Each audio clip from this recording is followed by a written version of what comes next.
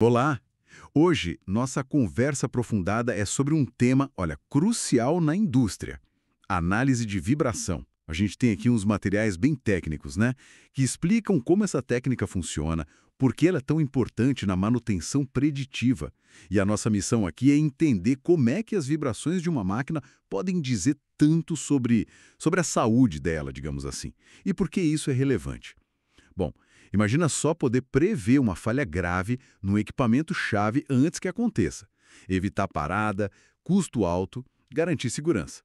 É disso que a gente está falando. Ok, então vamos começar a desempacotar isso. Para iniciar, o que exatamente é essa tal de vibração no contexto da fábrica? Olha, basicamente é o movimento de vai e vem, sabe? Uma oscilação de um componente da máquina em volta do seu ponto de repouso do seu equilíbrio. Toda máquina que está funcionando vibra, isso é normal. O desafio, o ponto-chave mesmo, é diferenciar essa vibração normal, esperada, daquela que está indicando um problema começando. E para fazer isso, a gente usa parâmetros bem específicos para medir. Certo.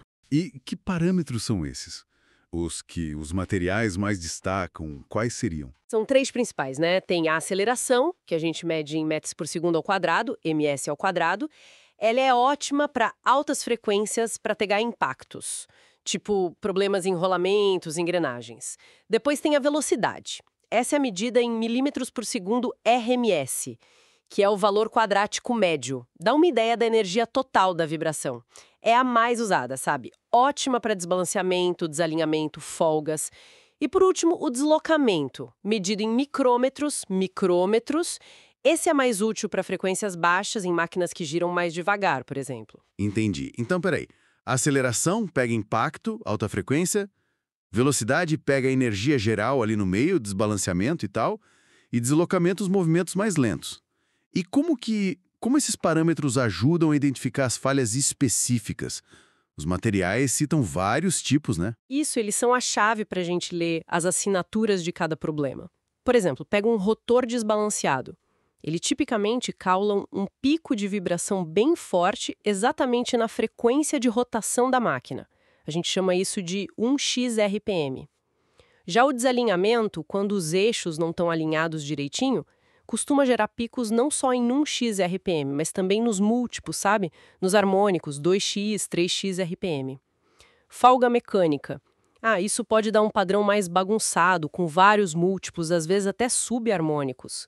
E falha em rolamento, tipo uma pista trincada, uma esfera danificada.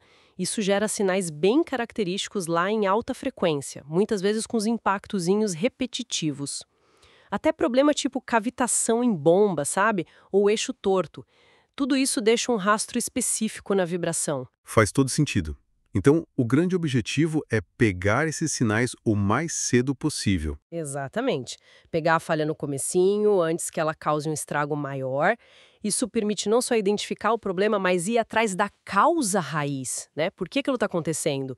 E a consequência direta é evitar a parada que não estava no plano, otimizar a hora de fazer a manutenção e, claro, fazer o equipamento durar mais. É uma abordagem bem proativa, baseada em dados concretos da máquina. Aqui a coisa fica bem interessante. Os materiais entram nas técnicas usadas. Se os parâmetros são os dados brutos, digamos assim, como a gente transforma isso num diagnóstico? A gente usa algumas abordagens que se complementam. Tem a análise no domínio do tempo, que olha direto para a forma de onda da vibração, como ela se comporta ao longo do tempo.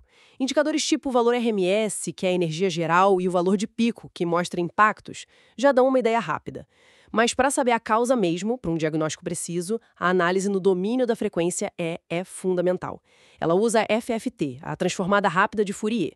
A FFT ela decompõe aquele sinal todo complexo nas suas frequências individuais. É como identificar as notas separadas que formam um acorde musical, sabe? Cada defeito vibra numa frequência específica, e a FFT mostra pra gente quais frequências estão ali e com que força. Nossa, essa analogia da música foi ótima. Facilitou para entender. E, além da FFT, tem mais coisa. Tem sim. Existem técnicas mais avançadas. O envelope de demodulação, por exemplo. Essa é excelente para ouvir aqueles impactozinhos de alta frequência que vem de defeito em rolamento, em engrenagem, que às vezes ficam escondidos no sinal geral, sabe? O envelope ajuda a destacar isso. E tem também a análise de fase. Ela compara a vibração em pontos diferentes da máquina. É quase como checar se duas rodas estão girando sincronizadas ou se uma está um pouquinho adiantada em relação à outra. Isso ajuda muito a diferenciar problemas que têm assinaturas parecidas no espectro, como desbalanceamento e desalinhamento, por exemplo. Um ponto que os materiais batem bastante na tecla é a importância dos instrumentos certos. Quais são as ferramentas essenciais nesse processo todo? O básico do básico inclui os acelerômetros, que são os sensores que a gente fixa na máquina para captar a vibração. O sinal deles vai para coletores de dados portáteis, que digitalizam e guardam as medições.